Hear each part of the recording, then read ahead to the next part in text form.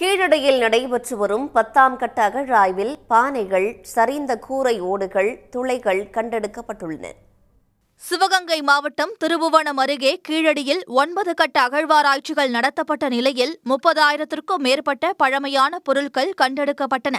இதையடுத்து 10ஆம் கட்ட அகழ்வாராய்ச்சி பணிகளை முதலமைச்சர் மு.க.ஸ்டாலின் கடந்த 18ஆம் தேதி காணொலி மூலம் தொடங்கி வைத்தார். இதையடுத்து 1.5 ஏக்கர் பரப்பளவில் 14 குழிகள் வெட்டப்பட்டு அகழ்வாராய்ச்சி நடைபெற்று வருகிறது. இதில் சுமார் 6 அடி ஆழத்திலிருந்து 2 பானைகளும் கண்டறியப்பட்டுள்ளன. பானைகள் இருந்த இடத்தில் கூரை ஓடு வேயப்பட்டிருப்பதும் அதில் வட்ட வடிவிலான துளைகளும் கண்டறியப்பட்டுள்ளன. துளைகளில் நடப்பட்ட மரக்கம்புகளை கரையான்கள் அரிக்காமல் இருக்க ஆற்று மணலை பழந்தமிழர்கள் இட்டிருப்பதும் கண்டறியப்பட்டுள்ளது. உடனுக்குடன் செய்திகளை தெரிந்து கொள்ள சன் நியூஸ் பெல் ஐகானை கிளிக் பண்ணுங்க.